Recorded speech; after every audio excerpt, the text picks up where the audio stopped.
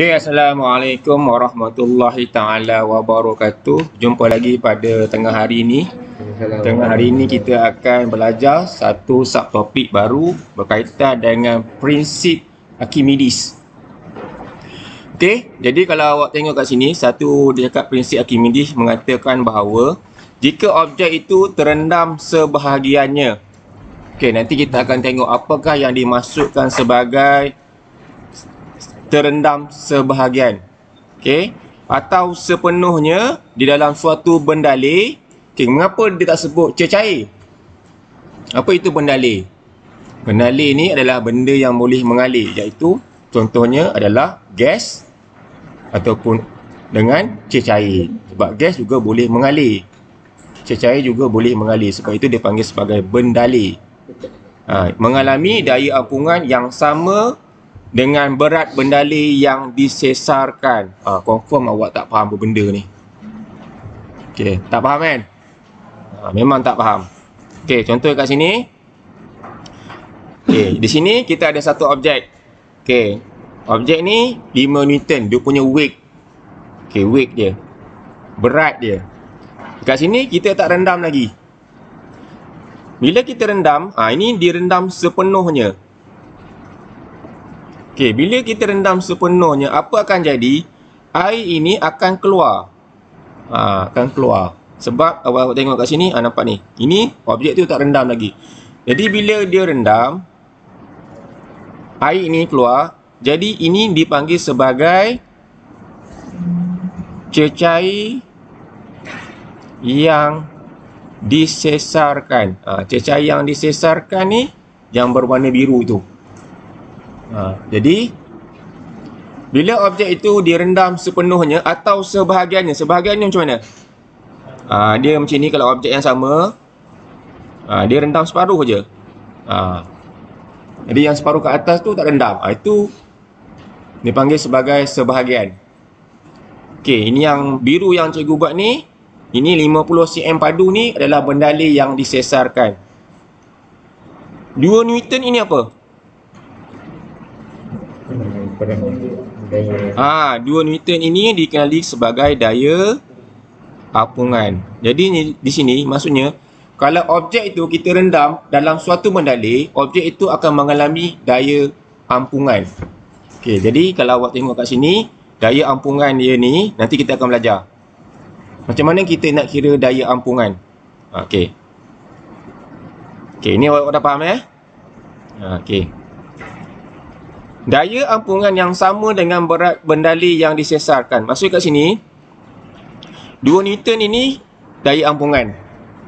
Awak timbang berat cecair yang keluar tu, beratnya berapa? 2 Newton. Jadi sebab itu dia kata daya ampungan sama dengan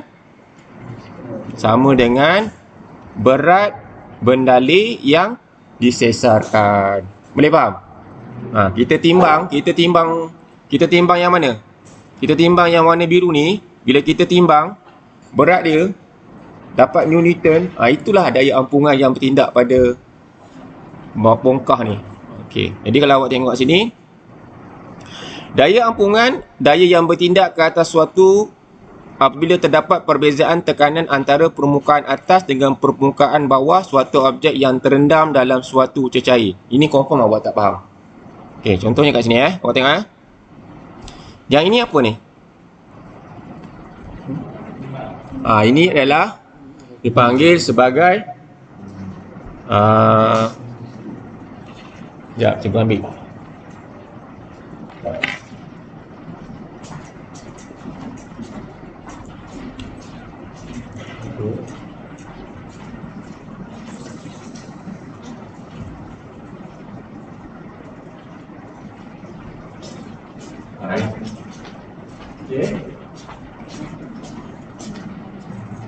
Ni raca spring di Brazil. Raca spring di Brazil. Okey. Tu. Ni raca spring. Jadi autofocus kan? Ni adalah ni raca spring. Okey, ni raca spring, nampak? Okey. Dalam ni raca spring ni dia ada Newton. Newton tu merujuk kepada mana? Weight. Weight. Hijau kan? Hijau nampak merah ha? Sebab dia punya ni hijau. Hijau, okey. Jadi sini 5 Newton ni awak pegang ni, dia tunjuk bacaannya 5 Newton. 5 ni 5. Nampak? Ada 5 Newton. Ini dipanggil sebagai berat sebenar. Okey, kemudian awak rendam ke sini. Bila awak rendam, sebenarnya dia ada satu daya bertindak, dia dipanggil sebagai daya ampungan. Jadi dia macam tolak benda ni, di atas dia akan jadi 3 Newton. Kalau awak rendam. Jadi yang awak dapat 3 Newton itu dikenali sebagai berat ketara. Jadi kat sini berapa daya ampungan dia? 5 Newton berat sebenar tolak dengan berat ketara 3 Newton. Jadi dapatlah daya ampungan. Jadi daya ampungannya adalah 2 Newton. Lepas itu kalau awak tak percaya, kalau awak mandi pantai nanti, awak dukung adik awak. Awak sebelum pantai tu awak dukung. Baby yang sama lah, adik awak yang sama, awak rendam dia sekali ringan. Awak akan rasa ringan. Sebab dalam cecair tu dia ada daya dipanggil sebagai daya ampungan. Kalau awak tak percaya lah, awak pergilah mana-mana. Tapi jangan bagi adik awak lemah lah. Dia akan rasa ringan. Sama macam ni lah konsep dia. Jadi cuba dah. Jadi kat sini berat cecair yang disesarkan 2 Newton sama dengan daya ampungan. Ini adalah kaedah yang pertama. Kaedah pertama ialah awak cari berat air yang disesarkan. Kaedah kedua, awak tolak berat sebenar tolak dengan berat ketara. Itu kaedah kedua. Dapat sama juga, dapat daya ampungan adalah 2 Newton. Okey, kemudian ini apa maksud dia ni? 50 cm cecair disesarkan sama dengan 50 cm isi padu objek tenggelam. Apa maksudnya ni? Maksudnya kat sini, objek kat sini, dia punya isi padu yang tenggelam berapa? 50 cm padu. Ini apa? Ini adalah isi padu ya. Bukan berat ya. Sama yang biru ni. Biru ni berapa isi padu dia? Sama macam ni. Isi padu cecair yang disesar tu sama dengan berat isi objek yang tenggelam tu, yang direndam tu. Itu maksudnya kat sini. Boleh nampak tak? Okey. Jadi sebenarnya selain daripada awak daripada dua kaedah tadi, daya ampungan FB ni apa? F ni adalah force, B ni adalah buoyant. Okey, buoyant ni dalam bahasa Inggeris adalah daya ampungan. Jadi sebab itu dia panggil simbolnya adalah FB, buoyant force. Jadi simbol dalam bahasa Inggeris ya. Okey. Jadi kalau awak tengok sini, buoyant force formulanya adalah rho. Rho ini apa? Ketumpatan cecair. Contohnya kalau air, ketumpatannya adalah 1000. Contohlah, tapi tak perlu hafal lah. Ini contoh, ini kalau untuk air. Isi padu cecair yang disesarkan tu maksudnya berapa banyak objek tu yang tenggelam. Ni yang kalau cikgu lukis ni, inilah isi padu yang disesarkan. Ini adalah objek yang direndam. Yang biru ni adalah isi padu yang disesarkan. Jadi ataupun bahasa mudahnya, berapa banyak objek isi padu objek tu yang direndam. Okey. Ataupun G, G memang percutan graviti lah. Memang nilainya adalah 9.81. Jadi formulanya adalah rho VG. Rho VG. Okey, boleh? Okey, tengok kat sini ya. Oh, gelap lah kita buat recording ni, gelap. Zee, pasal lampu, lighting. Recording kan ada lighting. Tak nampak, gelap, tak perasan. Okey, suatu kabus dengan panjang 0.1 meter direndam sepenuhnya dengan cecair yang ditunjuk diberi ketumpatan cecair adalah 100 kg per meter padu. Okey ni. Hitung cecair yang disesarkan oleh objek. Macam mana dapat ni? dari isi padu kubus. Apa maksud kubus? Semua sisi sama. Dia punya sisi sama kan. Jadi kalau ini lukisan 2D ya. Kalau cikgu lukis 3D, cikgu padam dia. 3D dia macam ni. Jadi nak dapat isi padu macam mana? Panjang 0.1, lebar 0.1, tinggi 0.1. Dapatlah ni. 0.1 darab 0.1 darab 0.1. Dapat isi padu. Sebab itu awak tengok unit dah. Sini meter, sini meter, sini meter. Jadi meter kuasa 3. Meter darab meter darab meter. Tapi kita sebutlah meter kuasa 3. Kalau sains sebut macam mana? Meter apa? Meter padu. Dapat meter padu. Nampaklah sekolah sains. Okey, boleh faham? Jadi isi padu cecair yang disesarkan sama dengan isi padu objek yang tenggelam. Yang tenggelam biru, yang hijau tu, cikgu lukis hijau tu, ke hijau. Yang 3D tu, itulah objek yang tenggelam. Dapat 1 darab 10 kuasa 3 meter padu. Okey, daya ampungan. Dekat atas ni, bila dia rendam, dia akan wujud daya ampungan FB.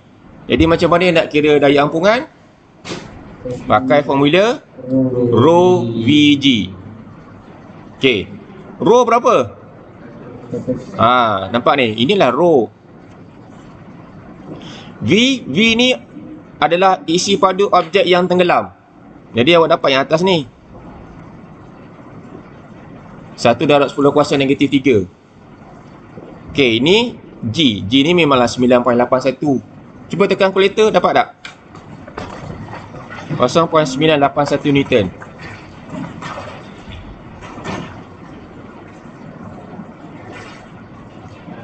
Dapat? Okey, 0.981 Newton. Sebab dia daya, maka unitnya apa? Newton. Okey, kira berat sebenar objek. Apa maksud berat sebenar objek? Okey, yang awak buat 3 Newton ni sebenarnya berat apa ni? Ini adalah berat ketara. Berat sebenar maksudnya macam ni. Berat sebenar ni maksudnya bila objek ini air, dia tergantung macam ni. Dia tergantung, ini baru berat sebenar. Sebelum dia rendam tu. Jadi macam mana dapat berat sebenar? Berat ketara sama dengan berat sebenar tolak dengan daya ampungan. Boleh faham tak ni? Jadi kat sini akan dapat 3.981 meter. Itu adalah berat sebenar. Macam ni. Ini adalah berat sebenar. Kalau cikgu rendam dalam air, dia akan kurang. Itulah berat ketara. Okey, boleh Jadi kat sini, itu adalah contoh bagaimana kita nak kira daya ampungan. Ada lagi Habis. Okey, ini kes apa ni? Objek. Kalau objek itu pegun, macam pegun lah. Awak pegun dalam air, bernalih, dia pegun. Di sini maksudnya berat ni, objek dia ada berat weight ni sama dengan daya ampungan. Cuma arah dia berbeza saja. Kalau dia terapung ke atas, terapung dan pegun. Tapi kalau objek tu bergerak ke bawah maksud macam mana? Daripada atas turun ke bawah. Dia turun ke bawah. Ini maksudnya apa? Jadi dua je, sama ada weight ataupun daya ampungan. Weight dia lebih besar daripada daya ampungan. Jadi kat sini ada weight. Kat sini ada daya ampungan. Dalam kes ni adalah weight lebih besar daripada daya ampungan. Kalau dia bergerak daripada atas ke bawah. Kalau dia bergerak bawah ke atas, ini maksudnya daya ampungan lebih besar daripada weight. Kalau bergerak. Ini konsep dekat mana? Ini kau belajar dalam konsep kapal selam. Kapal selam, dia nak turun daripada atas ke bawah, maksudnya weight lebih besar daripada buoyant force. Baru dia turun bawah. Kalau dia naik atas, maksudnya daya ampungan kena besar daripada berat tu. Jadi macam mana kapal selam nak tambah berat? Nanti kita akan belajar. Dia ada ballast tank. Okey, ballast tank. Okey, tengok contoh satu. Ni apa ni? Awak fikir logik Seketul batu, seketul besi macam ni. Bukan seketul, panggil sebongkah Awak baling batu, awak baling bongkah aluminium dan besi ke apa, dia tenggelam tak dalam laut? Sebab apa tenggelam? Sebab berat dia lebih besar daripada daya ampungan. Okey. Maka dia akan tenggelam.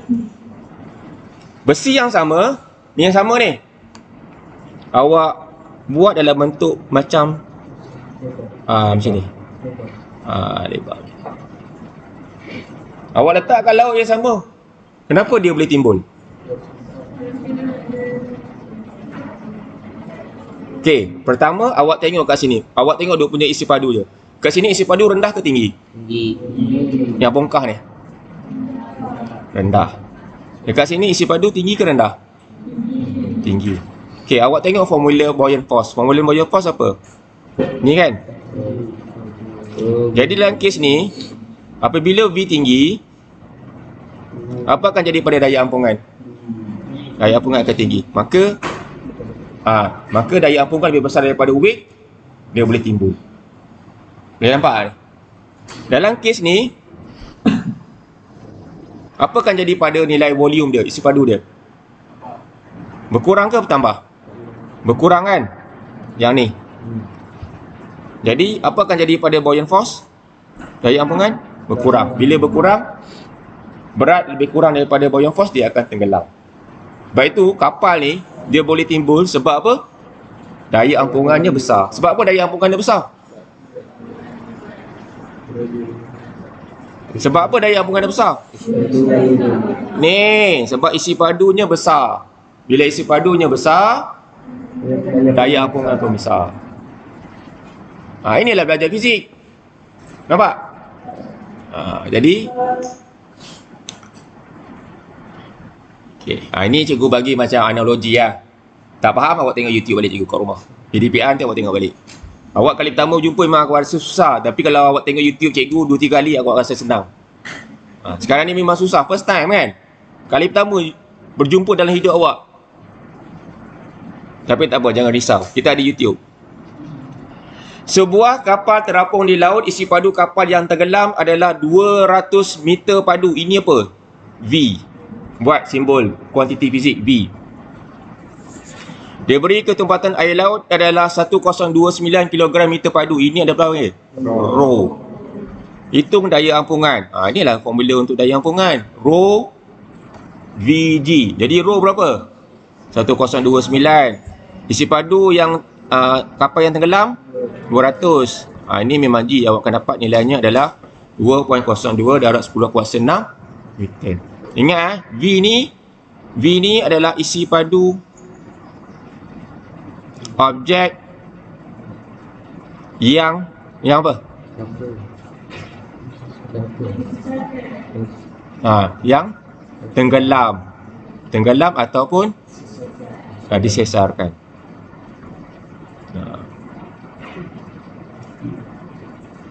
Maksudnya kalau sini, yang ni je lah. Ni. Itu yang cikgu lukis tu. Itulah isi padu yang disesarkan. Ni nampak ni? Bukan senang cikgu Halmi ajar kan? Kelas tertentu je cikgu ajar Halmi. 4 kelas je. Dalam 30 kelas ni, 4 kelas cikgu ajar. Sebab cikgu tak sempat ajar semua kelas. Banyak. Ini ada pelawat lagi kan? Tak sempat. Tapi cikgu William ajar awal kak. Okey.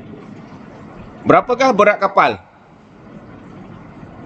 Okey, kapal ni terapung kan? Bila terapung, masuk kat sini, dia sama dengan daya ampungan. Macam mana dapat kes yang ni? Ni. Dia terapung. Jadi nilainya adalah sama, iaitu 2.02 2 darab 10 kuasa 6 apabila dia terapung. Bila terapung maksudnya weight objek tu sama dengan daya ampungan. Boleh? Cik tidur ni. Pakai baju bomber pun tidur.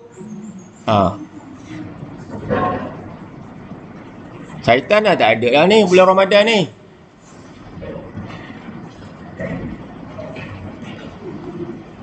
Okey, ini. Agak-agak boleh buat tak? Nombor 2. Siapa nama? Hafizul lah? Hafizul, baca Hafizul. Baca. Bomber ni ini bomber peringkat power ni. Tapi asyik tidur je dalam kelas, tak apa kita panggil dia baca.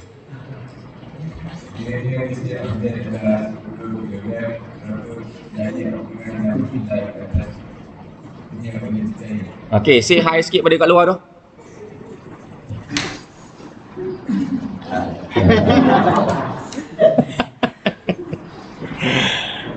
Okey. Okey, kita masuk semua. Ini kelas 5 Helianthus. Okey. Okey, say hi sikit pada kat luar tu. Okey.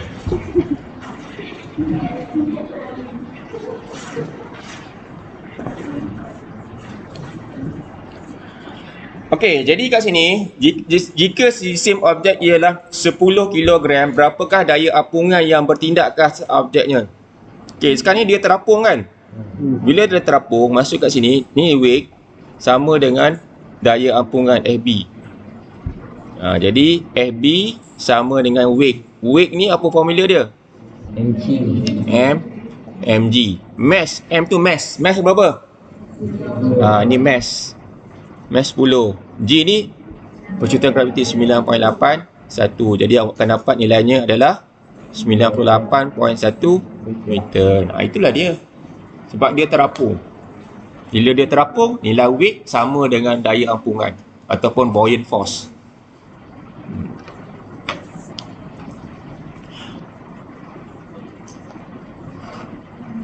Okey, boleh Okey, untuk kelas akan datang kita akan cuba bincang itu untuk latihan. Itu saja untuk PDP kita pada tengah hari ini. Sekian, terima kasih. Okey, kita tengok latihan. Okey, latihan ini kalau kita tengok soalan nombor 1 ni. Sampan terapung di permukaan laut. Sekiranya jisi sampan ialah 150 kg dan ketepatan air laut ialah 1029 kg per meter padu. Hitung nilai berikut berat sampan. Jadi kalau berat tengok berat sampan ni W. Jadi W untuk A, W sama dengan mg. Mass berapa? 150 G 9.81. Nilai yang akan dapat kat sini nilainya adalah 1471.5 unit Newton. Okey, itu weight. Okey, kemudian kat sini bila dia terapung. Terapung kat sini maksudnya dia punya satu daya ke atas, FB, buoyant force dia mesti sama. Jadi buoyant force, daya ampungan mesti sama dengan weight sebab dia terapung. Jadi sama jawapan atas tadi 1471.5 Newton. Sebab kalau force, unit dia mesti Newton. Okey, C. Apa andaian yang boleh kita buat? Okey, bila daya ampungan sama dengan weight, ini dipanggil sebagai daya dalam keseimbangan. Disebut sebagai daya dalam keseimbangan ataupun daya adalah seimbang. Seimbang ni maksudnya sama. Bawah 1471.5, atas pun 1471.5, seimbang. Daya bersihnya, daya bersih berapa?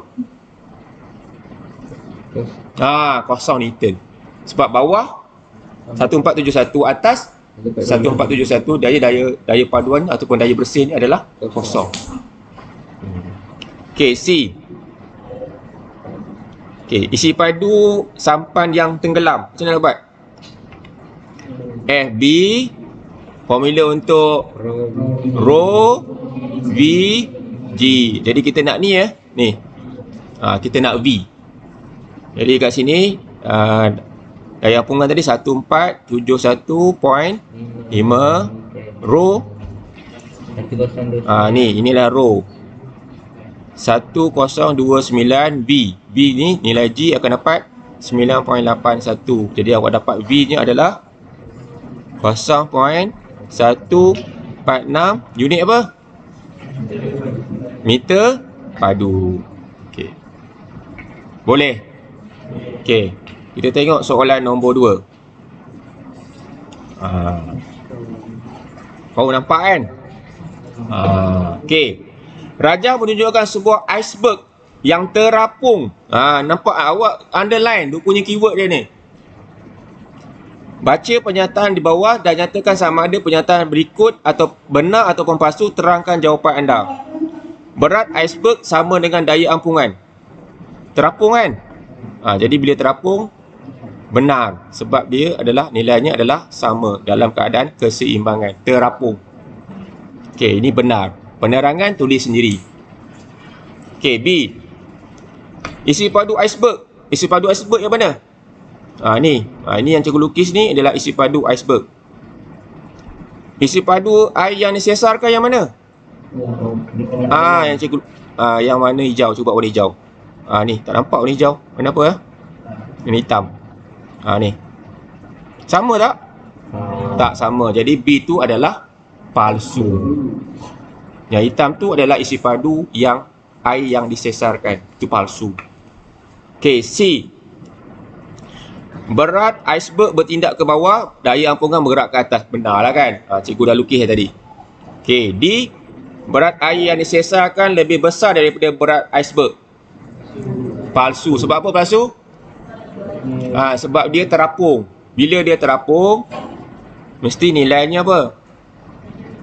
Dia V mesti sama dengan kalau yang ini lebih besar ni, apa agak-agak? Ini kalau objek lebih berat air yang ini palsu. Ini sebab palsu ni, sebab berat air yang disesar tu maksudnya sama dengan daya ampungan. Itu sepatutnya. Jadi itu saja untuk PDPC kita untuk soalan nombor 2. Untuk soalan nombor 3, cikgu harap awak buat di rumah ketika PDPR. Itu saja, sekian, terima kasih. Okey, kita tengok soalan nombor 3. Okey, soalan nombor 3 ni, Azizi baca Azizi. Blok tenggelam sepenuhnya dalam mereka. Blok tenggelam sepenuhnya dalam cair seperti rajah. Bacaan relatif spring adalah 200 Newton. Diberi kecepatan cair adalah 30 kg padu. Yang di seluruh blok ialah 0.5 meter padu. Kita kan berat sebenarnya. Okey, jadi kat sini soalan dia kata apa? Itu kan berat sebenarnya. Jadi kat sini mula-mula kita kena kira daya ampungan dia dulu. Jadi daya ampungan awak pakai formula FB. FB sama dengan rho VG. Jadi rho berapa? Rho ni 70. V tu yang tenggelam. Berapa yang tenggelam? 0.5 G 9.81. Jadi kat sini awak akan dapat berapa? 343.35 Newton. Okey, jadi kat sini daya ampungan bertindak kat sini nilainya adalah 343.35 Newton. Daya ampungan ini. Jadi kalau berat sebenar kat sini ada berapa ni? 200 ini berat apa dipanggil? Berat ketara. Okey, ini dipanggil daya ampungan kan? Daya ampungan. Jadi dapat nilai sebenar W sama dengan berat ketara tambah dengan daya ampungan. Ini berat sebenar. Jadi awak akan dapat 543.35. Boleh? Okey. B.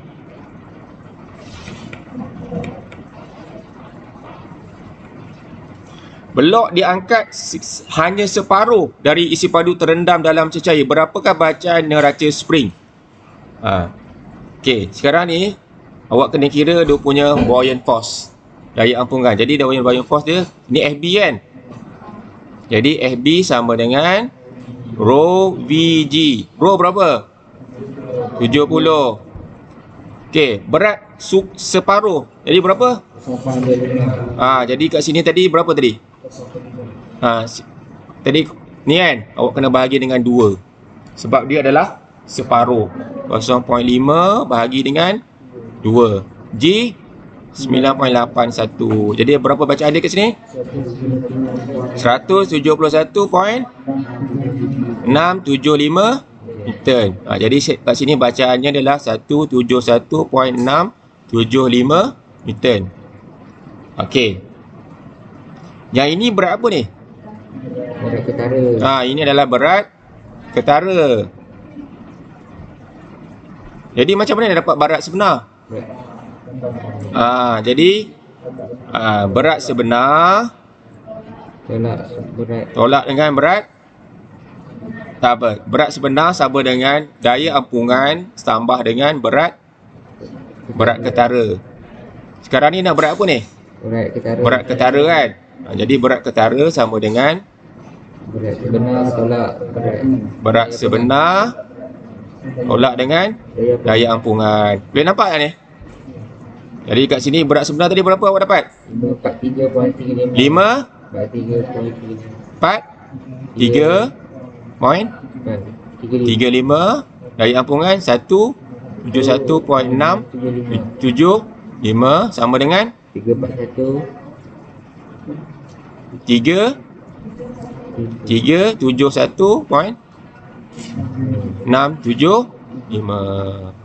Okey, jelas. Jadi itulah dia dah dapatkan berat ketara. Sekian, terima kasih.